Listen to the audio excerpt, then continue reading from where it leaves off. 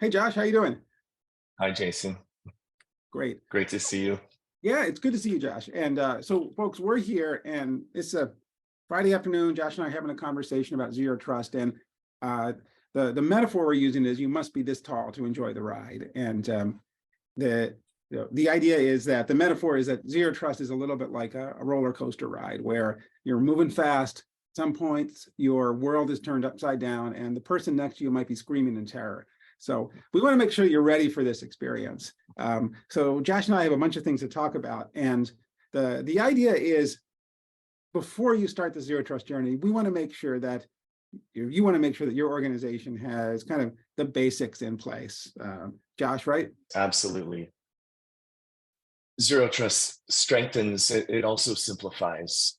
But if you don't have some of these basics in place, it can actually result in more complexity. And if you haven't covered off some of the basic fundamentals and gotten your act together around some of these requirements, it could actually leave you more vulnerable and exposed to more risk through some of the blind spots that you maybe didn't cover as part of your preparation or part of the groundwork that you're trying to lay in preparation for the zero trust journey. Exactly. And we also use the analogy of the crawl, walk, run. And you can do that, make that progression in zero trust, but make sure you have the basics in place around security so that you're not trying to get too fancy, if you will. And I think that's important because zero trust can be a prominent project with a lot of visibility. You're probably asking for resources, whether it's people, resources, or budget. And you want to make sure that you deliver value quickly to the organization. But if you don't have some of the basics in place, you're not going to be on solid footing to start with. So that's what we're here to talk about. Let's make sure you're doing these things at least halfway decently, and then you'll be in a good place. So, Josh, yeah, I also wanted to say too, Jason, I don't want us, the point isn't to say there's a high barrier of entry. I think everybody should start on their journey no matter where you're at. So it's not to say you shouldn't start until you do X, Y, Z, and all of that's going to cost a lot of money. And just there's some basic fundamentals. More than likely, you have all of these in place already. Most do. It's just kind of a gut check. It's just a reality check of, all right, make sure some of these are in good order and at least be aware of a lot of these pieces, because they're all going to get incorporated. If you do this right, they're all going to get incorporated. But I would encourage everybody to start their journey sooner than later. So don't let this be don't get on the ride at all. We want everybody to be on this ride. I think as a community of practice, we all want to strengthen security. But you do need to just make sure you got some of these pieces. So look around, take an inventory of some of these things and get going. Yeah, and that's a good point, which is zero trust really is, we often talk about it as a journey, but really it's a strategy and a philosophy. And you literally can adopt that by just changing your mindset and saying, you know what, I want to think about my organization from a zero trust perspective. And then you can have a clear-headed assessment of where you're mature and where you're less mature and the priorities for investing your time and energy in that. So the basics, I guess should be thought of as step zero of this journey and the beginning of you adopting this zero trust philosophy. It's sprint zero, as a lot of my agile-minded friends might say. Yes. Great. So, Jason, should we do introductions? No, I think people know us. We can go. Go ahead, Josh. You go first. Great. Well, thanks, Jason.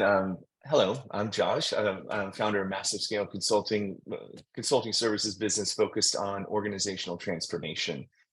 Really, our primary goal is to strengthen security while improving productivity. It doesn't need to be an inhibitor. Security should enable your business. That's what we're out here doing, helping organizations ship code to production safely, more frequently, and with confidence. We do this through DevOps, cloud, but really zero trust cybersecurity is what I'm most excited about and really where we're adding the most value, I think, these days. So. Great, thanks. And I'm Jason Garbus. I'm principal at Numberline Security, consulting firm focused on zero trust education and strategy services for enterprises, helping them start this journey and deliver the value and achieve the better security that that a zero trust approach can bring. All right, so let's start off. Take it away, Josh. What the the first topic or prerequisite, if you will. Yes, well, Zero Trust is an identity-based security model, right? So I think the first thing we always recommend we look at is identity, really your identity and access management policy, your program, your whole IAM landscape, if you will, in its entirety.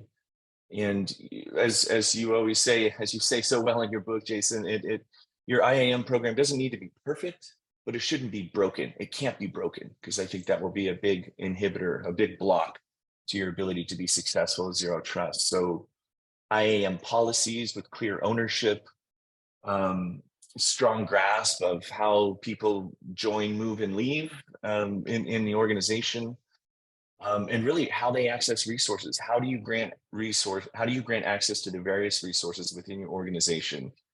How is that modeled? How do you do it? When do you do it? When do you revoke it? How do you change it? Everything around granting access. That's one side of the IAM puzzle. And I think the complementary piece is the technology supporting that, your identity platform. And maybe you have more than one, that's okay.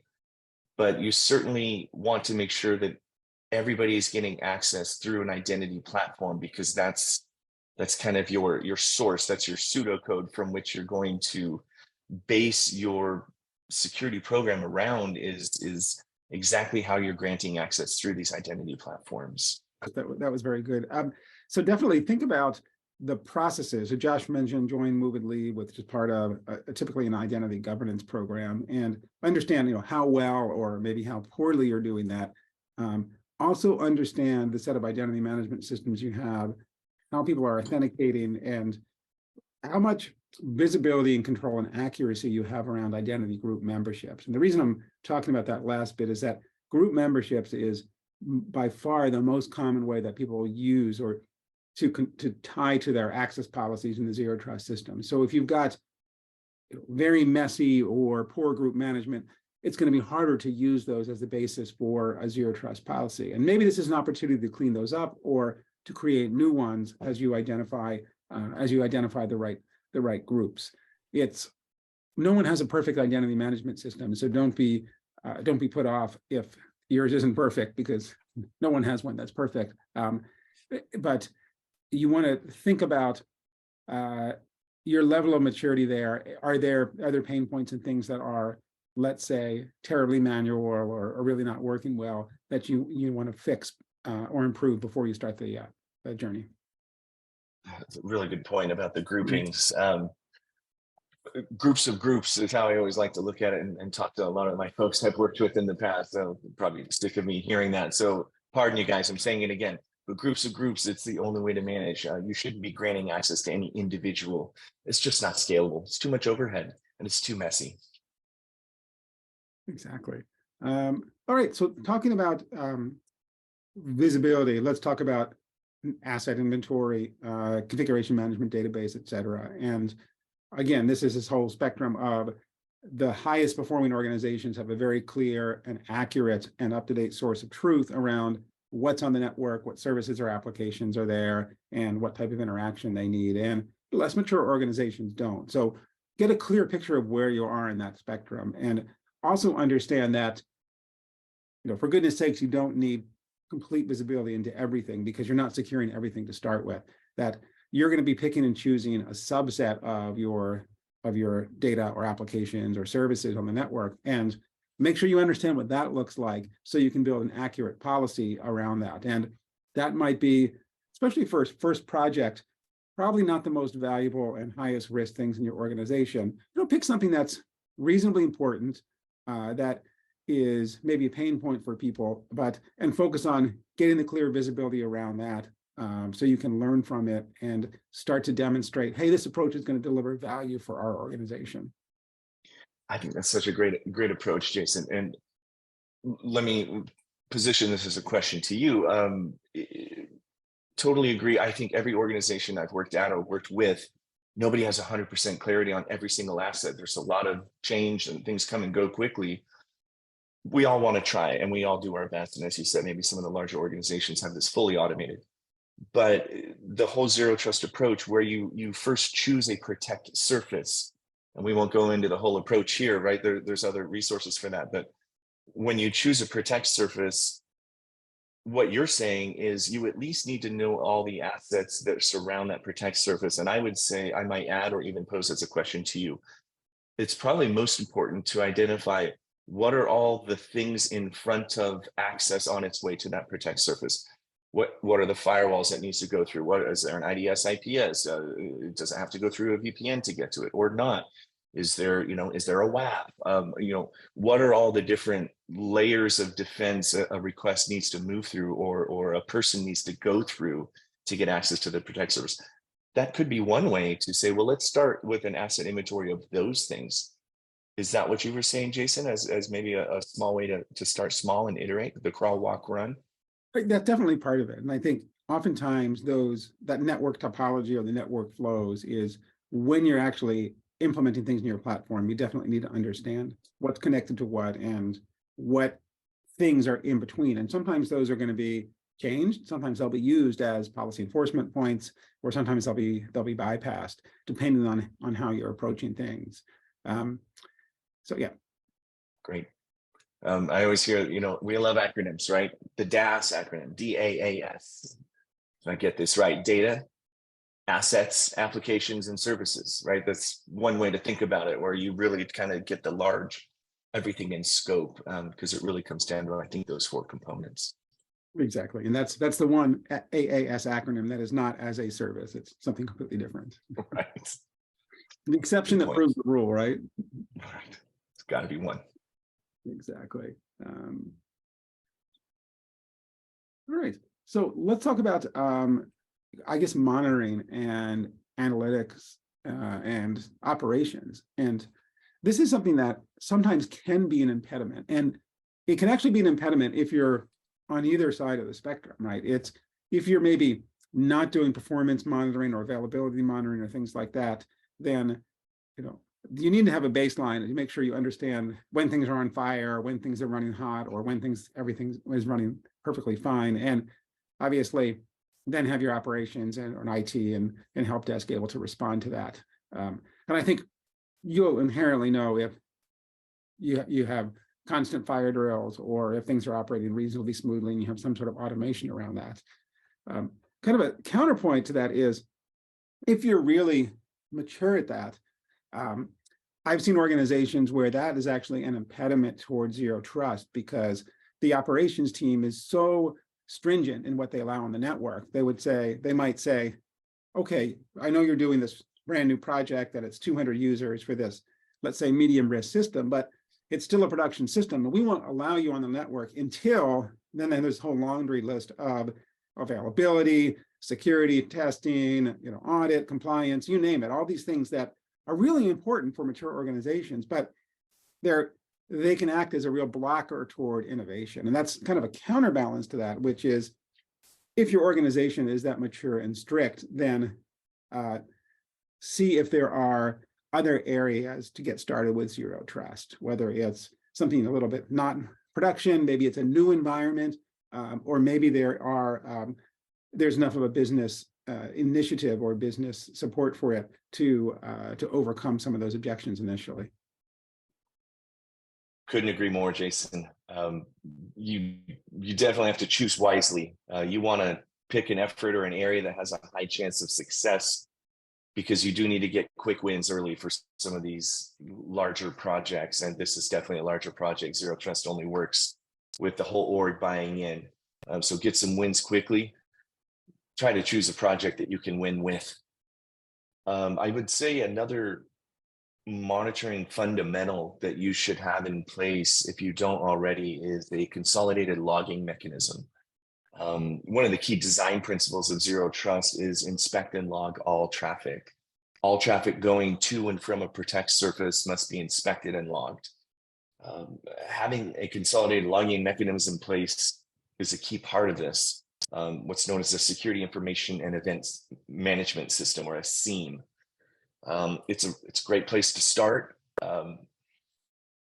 It doesn't have to be perfect, like most things when you start in your zero trust journey. And if you're like most shops that I've seen or helped, you always have new data sources you need to wire in. You're always building new correlation services. It's an ongoing cycle of continuous improvement. But Zero Trust needs it. And I would say the beauty of it, it not only depends on it, but it builds upon it. Zero Trust increases the richness of data around increases your ability for correlation and anomaly detection because it enriches your log data with identity, system, device, and context, no matter where the user's located, what device they're using, what networks they've crossed or gone through. So all of that's good stuff, but you need a consolidated logging mechanism in place for you to reap those benefits. Exactly. All right. You want to talk about data protection? Yeah, well, I was thinking too, I got so caught up in infrastructure, Jason, I feel like data is, maybe it's the first thing we should have mentioned. But I almost want to save it for last because I kept thinking of, well, there's a lot of hybrid cloud environments out there. There's a lot of infrastructure service platforms as a service.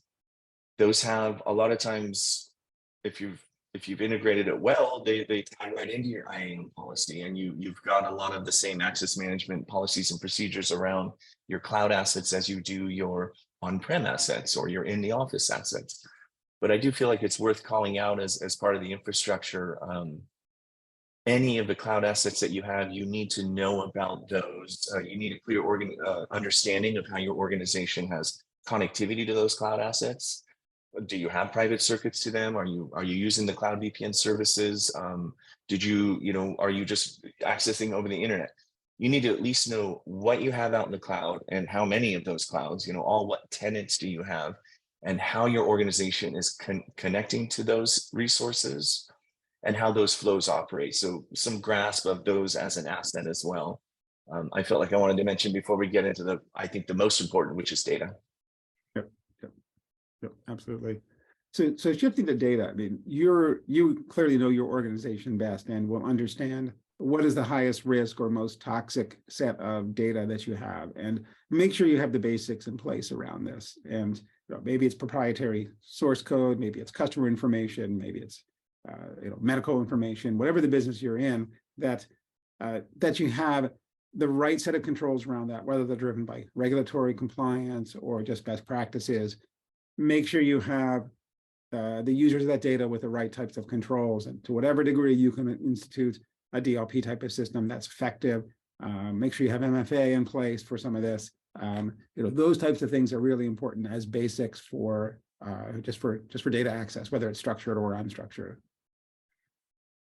Yeah, I think you brought up all of those key points, and I think classification categorization is kind of what Jason's mentioning here, right? You, as mentioned, what's most sensitive, what's your dare I say crown jewels, because we kind of talked about that as a protect surface, but every protect surface, really what you're protecting behind it is the data. And to Jason's point, there's regulatory implications and compliance. There's privacy regulations you need to make sure you're aware of. And ideally, if you've been through a GDPR or a CCPA or any one of the other emerging United States privacy regulations, you've probably already got a start, if not a full category and a classification of your data with data owners and data custodians and data flows. Use that. That's a great start to use into your zero trust journey. But if you haven't done anything like that, those are good models to reference. It could be a template from which you develop a data inventory around. You really need to know what all data you have, where it is, what's its category, what's its classification, who should see it and who shouldn't. I think those are really the basics and really important. Yep, absolutely.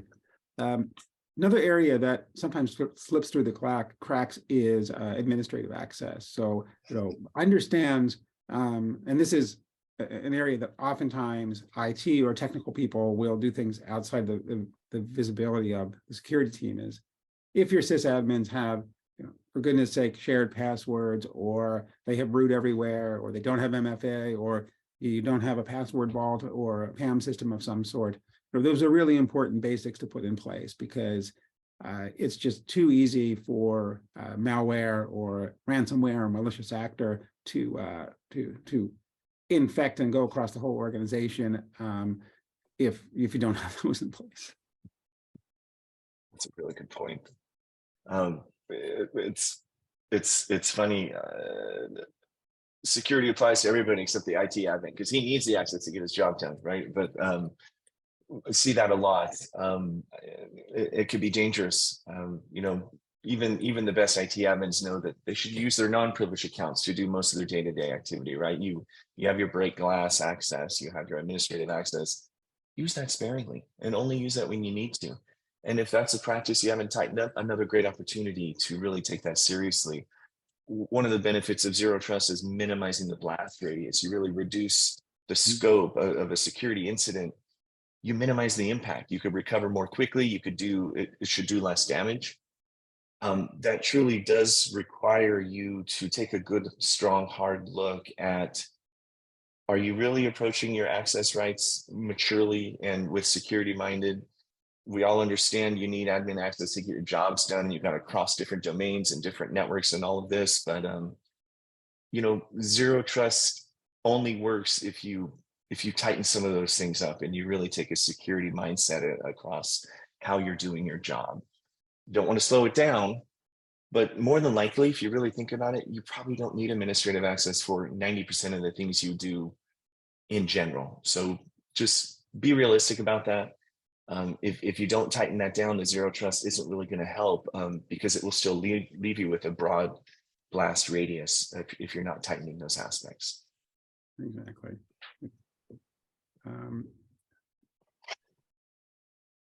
What about policies? Well, policies are what clearly you're going to be building in zero trust, right? That's at the heart of zero trust. And I think you want to understand what policies do you have in place today? And those might be policies that you explicitly defined, or they might be things that just sort of organically rose up because this is the way you do things. I mean, you literally, you have a policy for every bit of access that's granted to someone. It might be a terrible policy, like, everyone gets access to this resource, or we simply copy what Sally has and give it to Bob when he starts. And some of those can be riskier to an organization. So I think it's important to think about that. And when you have a zero trust system, you are codifying these policies in whatever language and platform you choose, but it is a set of computer programs that executes this. So you do have to extract those policies from people's heads or from the email processes or whatever it is and translate that into something that gets enforced. So it's an opportunity for you to revisit them. Yeah, that's a perfect way to put it. And a lot of organizations will separate out their security policy from their data management policy, from their privacy policy. And some of them, as Jason mentioned, maybe aren't entirely clear, or they've been haphazardly put together after the fact because this is just the way we do business. Perfect way to put it, Jason. A great opportunity to really sharpen those up, because it really does become almost the pseudocode for how zero trust will operate. It needs to understand within the system how to apply policy in real time to grant access or not grant access. And if you don't have these written up, or it's in somebody's head, or it's just a behavior or a cultural norm that you don't have written down, that's going to be a lot harder to translate into a policy decision point or into a policy engine that zero trust might need to make decisions. That's right. That's right. And in many cases, you want these policies to be owned and driven by, not by you on security, but by the application owner, the data owner, or the resource owner. And that's, I think, an example of, or an attribute of a well-run zero trust program is that those people who are outside security take responsibility and they're able to collaborate with you to define these policies. You mean it's a cross-functional effort, Jason? You got to talk to other people to make this. Sorry, I you thought gotta get out of your basement and talk to other people. Yeah. That's right. And I almost think that's another benefit. It provides yet another opportunity to work with your folks across the company, work with different departments. If you haven't had a chance to get clarity about their given behaviors or practices for their applications or their data, great time to shake that out. No better time to shake that out. So again, use it as an opportunity. If you've got funding for this, or you're trying to generate funding for an effort like this, make that the opportunity to finally get clarity on some of these things that up until now have just kind of been, I don't know, it's just the way we've always done it. I don't know where that's written down. Well, great time to write it down. And in fact, I would say you really need to to enable the system to make those decisions for you. So it's not in Sally or Bob's head. Exactly. So Josh, speaking of some of these software things, you want to talk a little bit about security awareness training as a prerequisite? Man, that's a really good one. If you don't have one in place already, well, guess what? You're going to need one to teach folks about zero trust anyway, because it is different.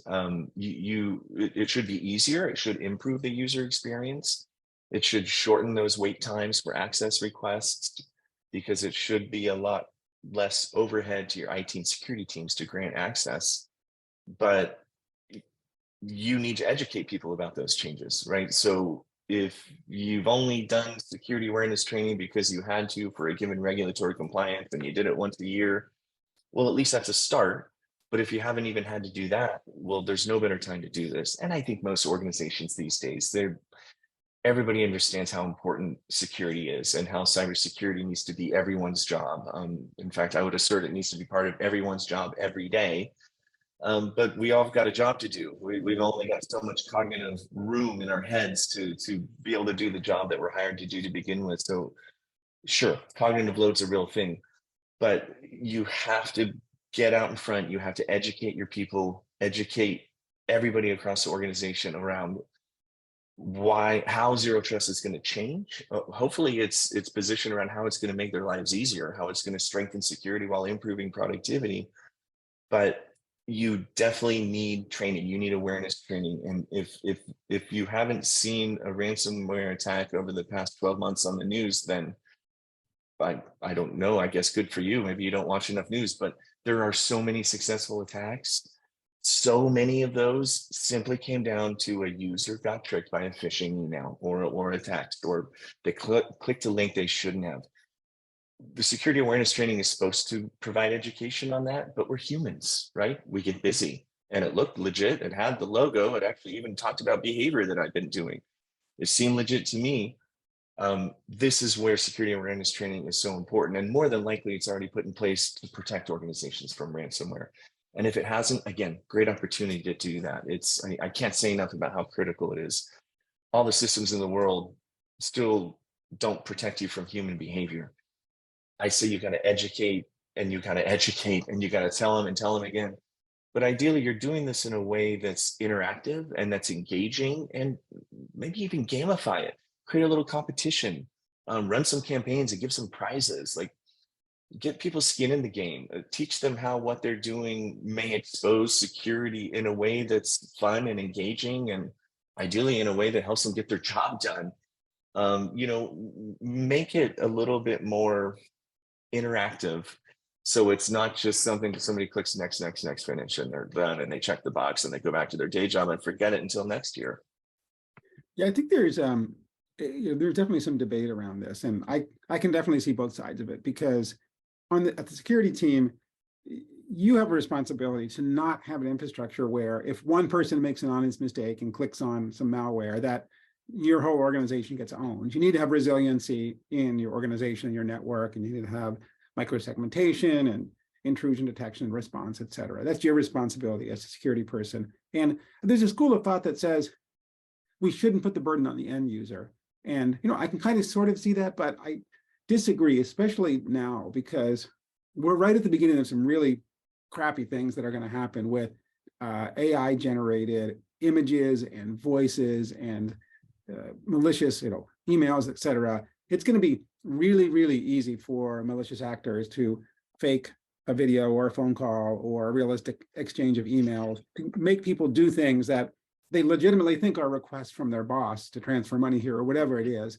And we don't have a technical solution for that. We just have to put people on guard for this. So I think the importance of security awareness training is going to get magnified. And it's unfortunately, even as just regular people, not as employees, we have to be even more aware now of the provenance of every single digital image that we see. Is this real or is it fake? Was it AI generated? What is the author of this trying to get me to think or to do? And it's unfortunately the reality that we live in now. They're getting really good, aren't they? Yeah. I mean, it's a lot harder to shake out what's real and what's not real. And I think your point about build defenses and protection and the micro segmentation aspect that Zero Trust can help with if you haven't already done it. Really good points, Jason. I think those are some of the best defenses against human behavior that sometimes you just can't blame them because it is getting good. And to your point, it's only going to get better. Yeah. All right, let's Good point. let's kind of wrap up. And I think in my mind, the last prerequisite is making sure that you do have some executive sponsorship and executive buy-in. Zero Trust program, if you want it to be bigger and more impactful than just improving security, it's going to require, and even if it isn't, it's going to require changes to the way people work in some fashion, maybe in a small way or maybe in a bigger way. And it's important to get executive level buy-in so you have the juice to overcome obstacles and to hopefully deliver business value out of whatever initiative you're either driving or that you're a business initiative that you're attaching this better security or security transformation to. Really good point. And I think with executive sponsorship, maybe some of the language that folks find success with is really around risk reduction, right? It's really the language of your executive team. More than likely in your boardroom, they're talking about reducing risk. Getting executive buy-in for Zero Trust, that could be a big aspect of your case, of your business case. But it's a good point, Jason. You absolutely need it, because I would say the success of Zero Trust isn't a security team effort. It's an organization-wide effort. This is one of those things where everybody has to be all in, and without, you could do all the bottoms-up approach that you want, and that you could get pretty far with that, but without that tops-down support, it's going to be harder to pervade against the entire organization. So, executive sponsorship is huge. Exactly. All right. Any concluding thoughts, Josh? I'm such a big believer in Zero Trust and the identity-based security model. I sometimes sit back and wonder, why did it take us so long? I mean, the whole perimeter-based defenses and the fact that you could connect first and then authenticate. I mean, in hindsight, it's like, why would we ever do that? So you're going to show them all these IPs and all these ports, and everybody can scan and do all kinds of reconnaissance before they even have to prove who they say they are. The inversion of the model that Zero Trust brings, the authenticate first and then connect, I just think it's such a great paradigm. And I really am so eager to help every organization and everybody learn about this and embrace it, because together we are stronger as a community. So I hope this doesn't give the folks the impression that there's some huge barrier to entry here. But yeah, you do need to be so tall to get on this ride. You need some of this stuff in order. But I think we've covered a lot of ground here, and I certainly appreciate everybody's time and listening to us. Those are kind of the closing thoughts I had. Jason, what about you?